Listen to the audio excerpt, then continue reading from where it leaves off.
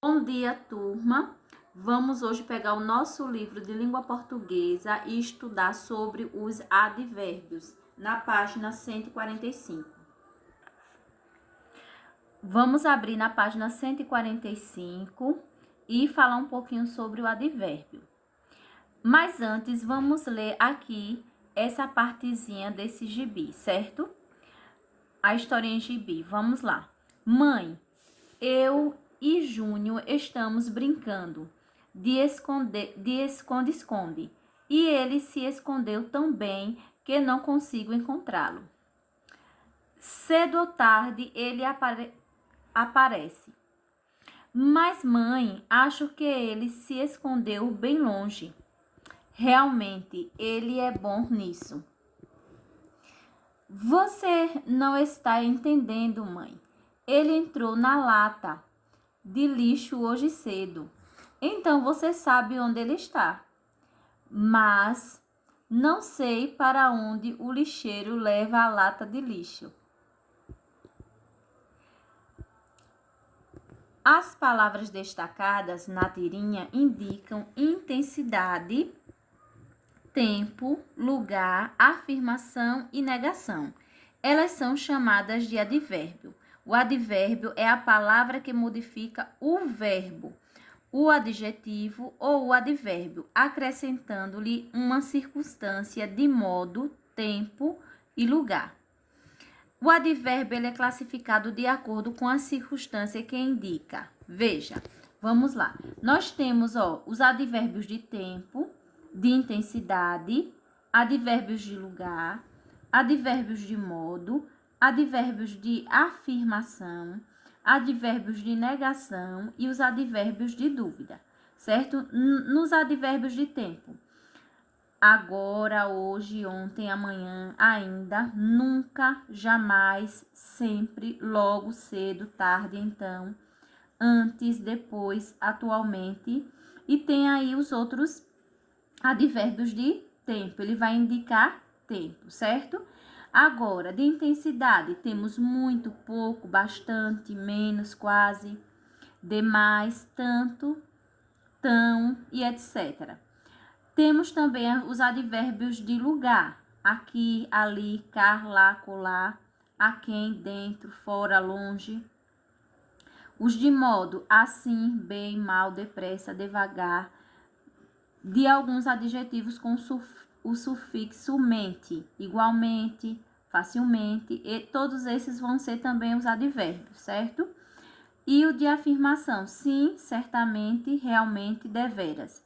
E os advérbios de negação, não, nunca, jamais, nada, talvez, acaso, porventura, quiçá e provavelmente. Página 146, vamos ver as locuções adjetivas.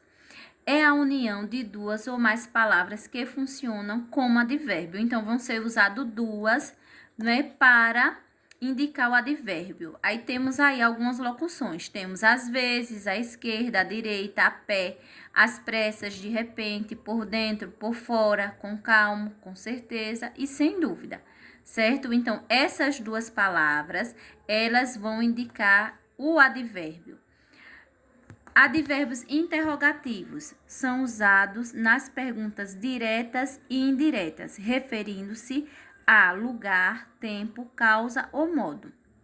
O advérbio de lugar, pergunta direta, onde ele está? Então, quem é o advérbio aí? Onde? Pergunta indireta, eu perguntei onde ele estava. Vamos para o advérbio de tempo. Pergunta direta, né? Quando iria encontrá-los? Pergunta indireta. Eu perguntei quando iria encontrá-los. O advérbio de causa. Aí temos aí o porquê, né? Pergunta direta, por que choras? E a pergunta indireta, eu perguntei por que choras. Vamos para o advérbio de modo. Pergunta direta, como conseguiu isto? E a pergunta indireta, como? Eu perguntei como conseguiu isto. Vamos fazer no exercício agora. Primeira questão. Classifique os advérbios destacados nas frases abaixo. Aí na letra A tem João saiu cedo de casa. Essa palavra que está destacada, cedo, ela indica que tipo de advérbio? Vai ser advérbio de tempo, certo? Vai indicar tempo. Então, coloca advérbio de tempo.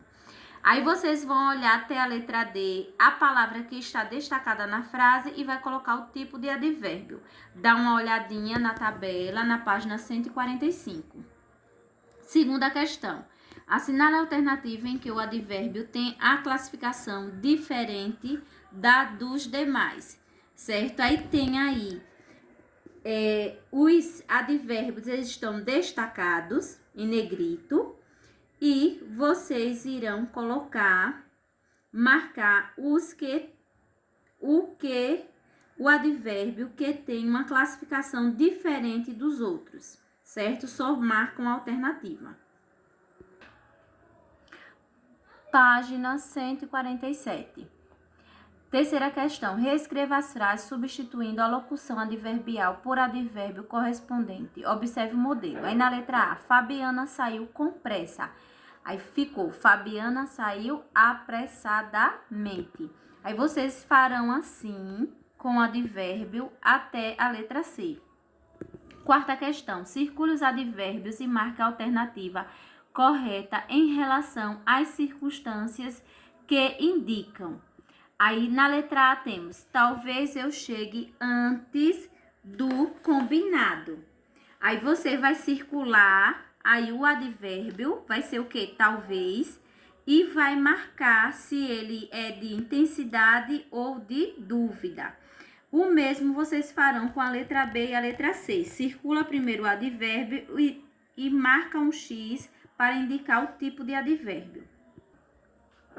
Vamos agora voltar um pouquinho as páginas a 141 do livro e vamos fazer a correção do exercício de ontem, certo? Primeira questão, complete com S ou Z. Aí nós temos aí, você vai dar uma olhadinha nas palavras, né? As escritas com S e as escritas com Z no final. Aí tem maciez com Z, depois com S, aí você vai dar uma olhadinha nessas outras. Segunda questão, escreva os substantivos que correspondem aos adjetivos abaixo. Veja o modelo. Aí tem, na letra A, embriagado, ficou embriaguez.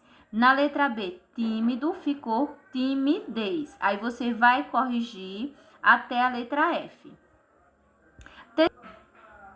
Terceira questão, complete o nome das figuras com S ou Z.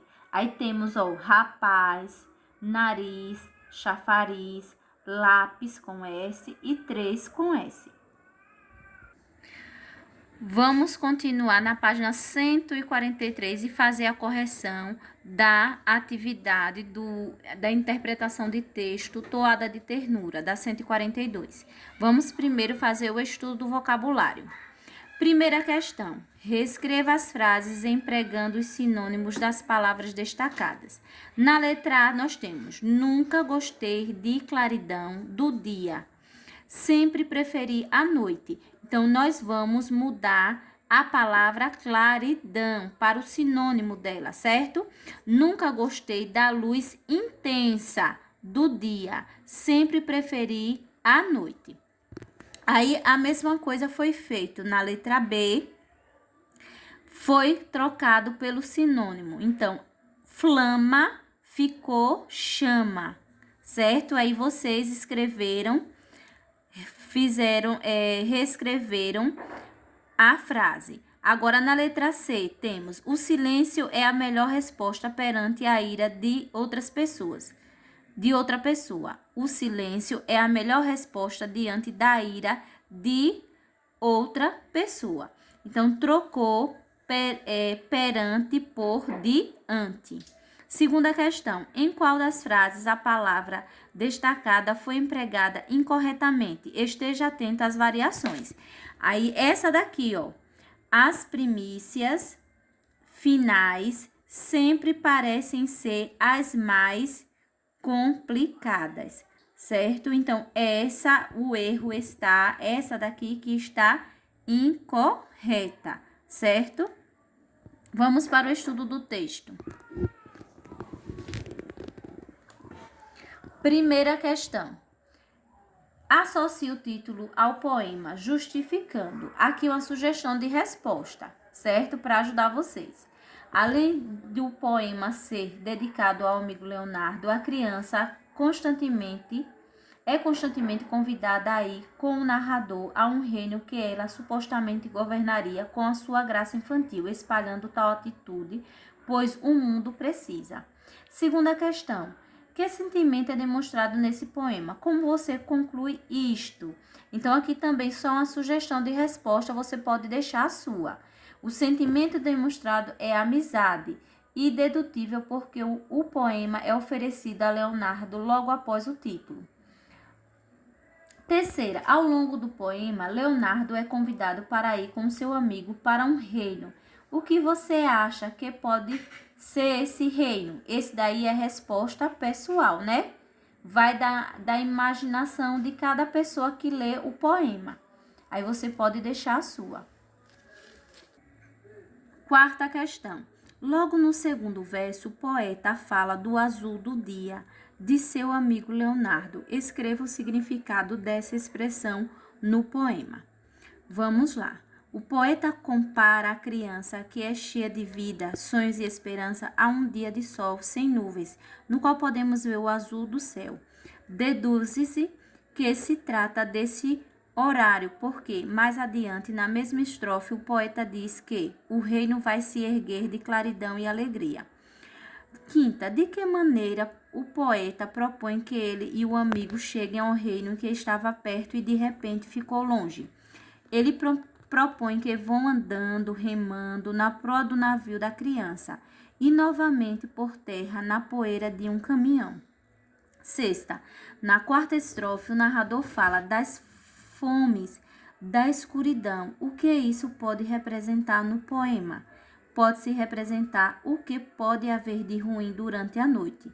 Pode-se também associar essa ideia à superstição e ao misticismo que envolve esse horário do dia. Sétima, porque na última estrofe o poeta aconselha Leonardo a guardar a infância como uma rosa de flama. Diversas atitudes e sentimentos guardados na infância vão se perdendo à medida que o tempo passa e as pessoas vão amadurecendo. A chama que pode ser apagada caso ninguém tome contato equivale à beleza e pureza da infância que o poeta tanto parece valorizar. Na sua opinião, qual é a visão do poeta a respeito da infância? Justifique sua resposta. Essa é uma resposta pessoal. O poeta valoriza a infância colocando-a com algo puro, bom, doce e alegre e belo, dizendo que é de tal estado que pode ser cultivado em espírito, como uma rosa de flama, que o mundo precisa, uma vez que, por vezes, o mundo é comparado à noite e à madrugada, momentos em que o céu encontra-se escuro e os perigos podem intensificar-se. O espírito infantil viria para trazer luz, que é o que se precisa. Mas vocês podem deixar, essa oitava questão, vocês podem colocar, né, a opinião de vocês, certo? E deixar o que vocês fizeram.